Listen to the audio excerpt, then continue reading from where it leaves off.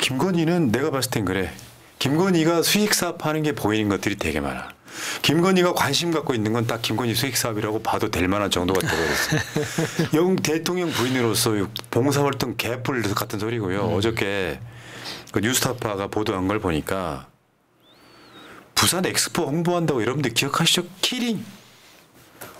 그 키링은 김건희가 직접 만들었다 그랬어요. 그 뭔가 일본 작가 그림을 베낀 듯한 분위기가 나는. 그 허접하게 그지없던 키링을 부산시에서 구매한 것만 10,000개예요, 10,000개. 밝혀진 것만. 김건희 키링 10,000개와 갤럭시 탭 100개 구매. 근데 더 문제는 저런 키링이나 이런 것들을 구매해가지고 이번에 부산 엑스포 홍보비 중에 절반 이상이 국내에 쓰였거든요. 그 국내에 쓰인 그 대책인 게 뭐냐면 언론사들, 광고주고.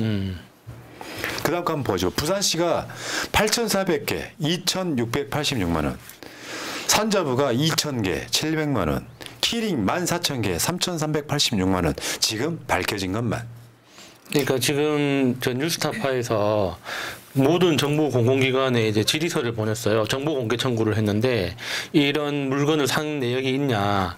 그래서 이제 산 내역이 있다고 밝힌 게 부산시하고 산업통상자원부고 대부분의 공공기관에서는 자료 부존재. 그러니까 우리는 구입 안 했다. 뭐 이렇게 이제 대답을 했다. 구입 안 했다와 대통령실도 공개하라고 했더니 유일하게 대통령실만 공개할 수 없다. 공개할 수 없다 이렇게 된 거예요. 저 키링 들고 다니는 사람 본 적 있어요?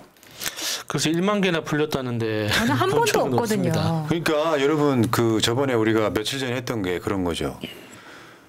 김건희 특검의 진짜 주 재료가 되는 건 진짜 약점은 명품백 수수가 아니라 관저객 공사다라고 얘기했잖아요. 관저 공사다. 그 수의계약 해가지고 누가 가져갔는지 모른다. 그때 당시에 평당 2천만 원 들어가는 공사였다 그랬거든요. 재건축 수준으로 리모델링 하는데. 맞아요. 근데 김건희의 관심사항이 있는 것들 여러분 이번에 그 부산 엑스포 홍보할 때 홍보하는 결정되는 그 행사에 한국 프리젠테이션 영상 보면 정말 말도 안 되는 건데 그게 수십억 들어가는 상황. 그게 정말 허접했죠. 근데 지금 밝혀진 것만 뉴스타파 등이 밝혀낸 것만 갤럭시 탭. 키링.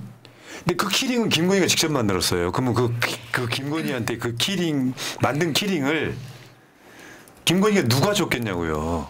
그러니까 그 키링을 개인한테 줬겠어요? 아니면 다른 관련자한테 줬겠어요? 그러니까 키링을 실제로 제작해서 판매한 납품한 회사가 있을 거잖아요. 그러니까 그 회사가 있으니까 그 부산시에서도 뭐 1,400개인가 구입하고 세금계산서를 받고 했을 거 아닙니까? 자, 키링을 10,000개를 제작은 했을까요? 새로운 접근입니다. 거기서부터 생각해봐야 됩니다. 박사님의 이거는 어떤 거냐면 4대강에서 보고 배운 거야. 진짜로 팠을까요? 뭐래? 샘플 하나 딱 납품하고 바다 떠치고 영수증만 딱 이렇게 수령증만 쓰면 되니까. 근데 그거는 힘들어요. 주위에서 본 적이 없어요. 왜냐하면 부산시하고 김건희는 일심 동체가 아니잖아. 무슨 말이냐면 물건 납품을 했겠죠. 근데 저 키링 허접해가지고 원가는 얼마 안 돼요. 그렇겠죠. 이제 그거는 이제 그렇게 좀 힘들고, 그러니까 지금 보면은 와 이게 어떤 방식으로 김건희 호주머니에 들어가는지는 아무도 모릅니다. 국가를 완전히 사유화하고 있습니다 지금. 그다음 거 마지막 한번 보여줘봐요. 유치 활동비 정보는 외교 관례와 별 관계 없고 계속 공개하지 않는 건 비사실을 반증하는 것이다. 대통령실이 지금 공개를 안 하고 있는 겁니다. 왜 공개를 안 할까요? 떳떳하면 공개를 해야지. 감추는 자가 범인인 겁니다. 네. 근데 더 열받는 건 이런 겁니다. 이번에 어저께 살다 이런 미친 정권 처음 보는데요. R&D 예산 깎는 것은 재앙에 가까운 짓이잖아. R&D 예산은 우리나라가 망해가는 나라가인 이상 해년마다 올라야 정상이에요. IMF 때도 계속 올렸습니다. 해년마다 올라가야 정상이야. 근데 대폭 깎아가지고 한 4조 정도 깎았죠. 깎고 난 다음에 그 깎은 예산을 모든 분야에 골고루 깎아버리는 바람에 일자리가 사라지고 한국 과학자들이 외국으로 나가고 한 상황이 생겼어요. 근데 어저께 대통령실이 R&D 예산 24조 8천억 역대 최대라고 언론 프레이를 존나게 합니다. 난 저거 보고 있으면 정치를 좀 아는 사람들은요. 아, 애들도 숫자고 장난치네. 기저효과.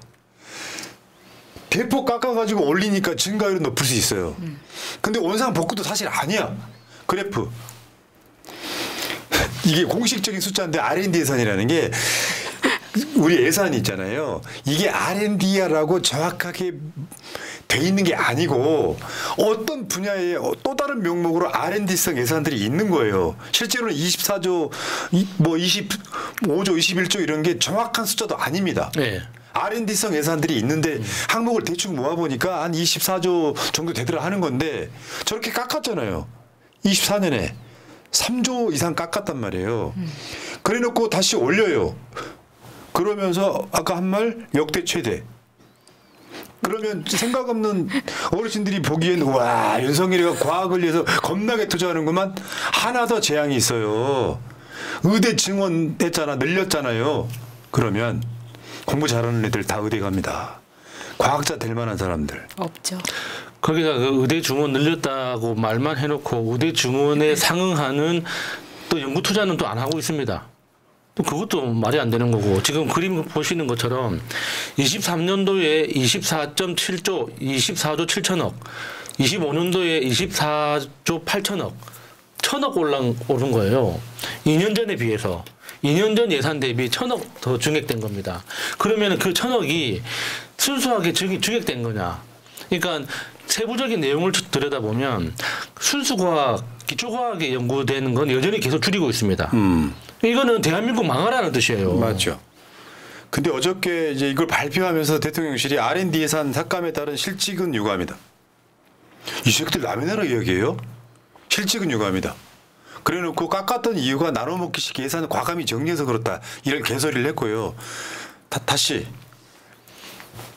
저 예산 추이를 한번 보시면 이게 실제로 24년 예산은 23년에 결정하죠. 23년 예산은 22년에 결정하죠. 근데 지금 25년 예산을 올해 24조 8천억이라고 했잖아요. 근데 저 그래프 그 전에 문재인 정부 때 올리는 그 숫자 한번 보세요. 2022년까지 예산은 문재인 정부 때 거예요. 19조에서 21조로 21조 24조 올리잖아요. 한 3조 이상씩 네. 올리지 않습니까? 그러면요. 정상적으로 지금 21조 9천억으로 깎았다가 24조 8천억으로 저게 이제 국민을 속이려는 행위인데 야 원래 24조 7천억보다 올린 거라는 얘기를 듣고 싶은 거지. 왜 24조 6천억이면 24조 7천억보다 더 적게 올라갔다고 이야기 소리 듣기 싫으니까. 말하자면 2년이 지났을 때 물가 상승률이 가만히 돼서 정상적으로 올렸다 그러면 3조 정도를 올렸다 그러면 지금 현재 30조 정도가 R&D 예산이어야 되는 거예요. 네. 알겠냐? 물가 상승률을 가만 안 하니? 30조 정도의 언저리에 들어가야 R&D 예산이 정상적으로 올라간 거예요. 그러니까 문재인 정부 때 특이한 다른 정부하고 달랐던 그 R&D 예산 특징 중에 하나가 기초과학에 대한 연구 투자가 엄청 많이 커졌다는 거예요. 그게 국가가 발전하는 과정에서도 반드시 필요한 투자지만 대한민국이라는 나라가 세계적 위상이 높아지다 보니까 다른 나라하고 공동 연구를 많이 하게 됩니다. 기초과학 분야에서. 그러니까 그런 예산들이 계속 늘어나다 보니까 R&D 예산 전체가 굉장히 커지는 효과가 있었거든요. 근데 지금 윤석열 정부 들어와가지고 그거를 다 일괄적으로 삭감하다 보니까 지금 자신들이 늘린다고 늘렸는데 회복시킨 정도밖에 안 되는 거예요. 맞죠, 맞습니다. 하나 더 있습니다. 초부자 감세 얘기 한번 해볼게요. 초부자 감세. 초부자 감세라고 하는 건 상대적인 거거든요. 그 국가의 재화는 한정돼 있어요. 한국 같은 경우는 수출로 먹고 사니까 수입 100을 하고 수출을 한 120 정도 해서 그 돈으로 먹고 사는 나라이기도 하고 그리고 나머지는 내수에서 내수경제에 돌려서 먹고 사는 거잖아요.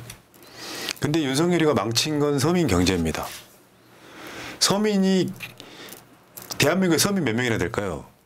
대한민국 서민이 4,900만이에요. 대부분이라는 이야기지. 4,900만 서민인데 그 서민의 삶이 안 좋아. 그러면 대한민국 재화의 절반 또는 3분의 1을 가져가는 나머지 100만 명이 세금을 더 내서 이분들한테 좀 도움이 되게끔 해야 돼. 내가 부리는 사실상의 노예들이지. 노예들이 건강할 수 있도록 도와주는 거예요. 그게 국가의 구성 원리에 가깝습니다. 근데 그거 한번 보세요. 가게 자영업자 대출 연체율 한번 보겠습니다. 돈을 못 벌고 장사가 안 되니까 대출 연체율이 이렇게 치솟았어요. 2024년 1분기 바로 얼마 전에 대출 연체율이 무려 10.21%입니다. 저런 분들은 지금 이제 방법이 없는 거예요. 대출이 연체된 사람한테 누가 대출을 더 해줍니까? 대출이 연체될 정도의 사람들이면 실제로 악순환이 이제 반복돼서 이런 분들 이제 대법체에 가고 이 과정까지 계속 될 거라 이런 이야기예요. 서민들 죽겠다고 난리 나는 상황이란 말이에요. 특히 그 자영업자들 요즘 이제 장사하는 모습들을 보면 정말 처참하다는 말 말고는 딱히 표현할 방법이 없습니다. 특히나 이제 그 집 근처에 주택가 근처에서 장사를 하는 작은 그러니까 테이블 한 5개, 6개 정도 되는 작은 식당들 있죠. 그런 식당들도 점심시간에 가도 자리가 텅텅 비어 있어요. 그 진짜 심각한 거거든요. 자, 근데 이 지랄 하고 있는데 대한민국의 기재부 장관, 소위 경제장관이라고 하는 새끼가 하는 거 뭐냐면은 윤석열이 뜻이기도 하지. 상속세 줄여주자인데 일반 서민들 상속세는 사실 좀 부담이 되는 사람도 있겠지만 부담이 될 만큼 내야 되는 사람들은 진짜 부자예요. 일반 서민들 있잖아요. 저기 저 대도시도 아니고 어디 저기 변두리 어디에 있는 집 한 칸 물려주면 그거 한 2, 3억짜리 물려주면 세금 많이 안 냅니다. 그러니까 제가 정확한 기억은 아닌데 2022년에 거쳐진 상속세가 한 19조 원 정도 됩니다. 근데 19조 원 중에 15조 원을 200명이 내요. 알겠습니까? 그러니까 상속세는 그런 겁니다. 대부분의 99%의 국민들하고는 상속세는 아무 상관이 없어요. 네. 우리 아빠가 강남에 아파트 한 채 있는데 그거 50억 넘어. 그거 상속세 내야지. 내죠. 근데 공제되는 게 엄청 많아요. 기본 공제 20억에 무슨 또 매덕이 하면 내는 거는 몇백만 원이에요. 그런 정도의 상속은. 그러니까 200명이 15조 원을 내는 사람들은 누구겠습니까? 당연히 대기업 재벌들이에요. 그런 사람들은 납부하는 세액 자체가 조금 가난한 재벌은 한 400억, 500억 내고 상속받는 게 아니라 내는 세금이 현금으로 내는 세금이 가난한 재벌들은 한 400억, 500억 되고 네. 부자 재벌들은 한 1000억, 2000억 이렇게 내는 거예요. 자, 그 세금을 내는 구간이라는 게 있어요. 구간. 얼마부터 얼마까지 그 구간에 0.3% 초부자 감세에만 혈안이 되어 있습니다. 그냥 미친놈들의 정권입니다. 진짜. 35억 원 초과.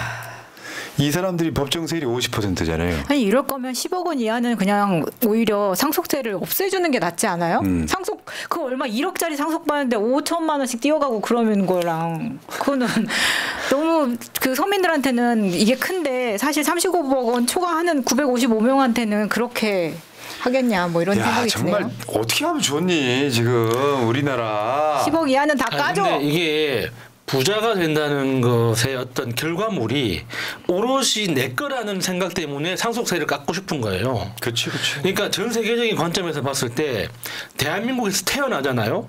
그 자체로 전 지구 인구의 80%보다 잘 사는 사람입니다. 태어나자마자. 그러니까 대한민국에서 부자가 됐다는 건 대한민국이 제공하는 사회 인프라를 가졌기 때문에 부자가 될 수 있는 거예요. 그러면은 그거에 대한 부담을 다시 후세대에 나눠줘야 되는 거거든요. 근데 지금 그 상속세를 깎아야 된다고 주장하는 사람들은 우리 부모가 잘나서 돈 많이 번 거지. 나라가 해준 게 뭐 있는데.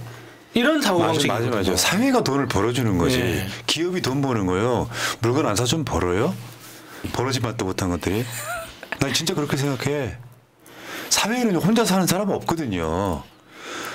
가난한 사람들이 사주니까 부자가 생기는 거예요. 특히 강남 땅값 올라간 게 강남 사람들이 열심히 노력해서 강남 땅값이 올라간 게 아니잖아요. 역사적인 관점에서 박정희가 거기에 투자했고 전두환이 투자했기 때문에 강남의 그 땅의 가치가 올라간 거예요. 그렇지. 대한민국 사회가 거기한테 특혜를 줬어요. 예. 그래서 지인들이 뭐 저 농사 짓고 있고 뽕밭에다가 땅 가지고 있다가 갑자기 졸부가 돼가지고 흥청망청 쓰고 다니는 게 자기들이 잘나서가 아니잖아요. 사회가 그렇게 만들어준 거잖아. 왜? 서울에 있는 웬만한 학교들 다 강남으로 이사시켜가지고 그쪽을 완전히 교육이 잘 되고 이런 곳으로 바꿔놓고 막 유치해가지고 했던 거잖아요. 그러니까 어쨌든 간에 그렇다 치더라도 윤석열이는 대통령 될 자격이 1도 없다고요. 대한민국 보수만 이상한 보수예요. 여러분들 기억하세요? 바이든이 코로나 때 부자들한테 고통분담하자 그러고 세금 더 훨씬 많이 걷겠다고 했던 거 기억나십니까? 그게 현실이 돼야 되는데 그게 안 되는 나라가 대한민국의 진짜 보수 아닌 가짜 보수들이 지금 판을 치고 있는 거예요. 윤석열이 거기에 이용당하고 있고 그 상속세의 시작점이 뭔지 알죠? 기업을 그 상속세를 내려다 보니까 주인이 바뀌더라. 그러면 누가 이거 오너하겠냐? 내가 윤석열이라면요, 여러분들 그 자기 오너 자식한테 회사를 물려주는 게 아니라 오너는 소유만 하되 경영은 전문가가 하게끔 만들어주는 쪽으로 유도를 해야죠. 미친놈들이지. 근데 그 마인드가 없는 거예요. 에휴, 넘어가겠습니다. 자, 세금의 사유와 키링. 이거 말고 나중에 김건희 감옥에 들어가면 어마어마한 것들이 밝혀질 겁니다. 윤석열이 키웠던 검사들에 의해서. 기대가 크네요. 기대됩니다. 어미준, 강백신, 이른다 불렀죠. 박상용. 이런 애들이 김건희나 윤석열을 수사하게 될 겁니다. 상동이한테는 허리띠도 하나 더 아는 검사 있으면 이름 말 다 해봐 봐봐. 윤석열, 아니, 한동훈. 지금 수사 한참 하는 애들. 그는 핫바리들은 상대 안 하겠습니다. 하도 방송 많이 하니까 머릿속에 기억에 남잖아요. 가겠습니다. 자, 숙명님 고맙습니다. 꼼꼼비님 고맙습니다. 백희경님 고맙습니다.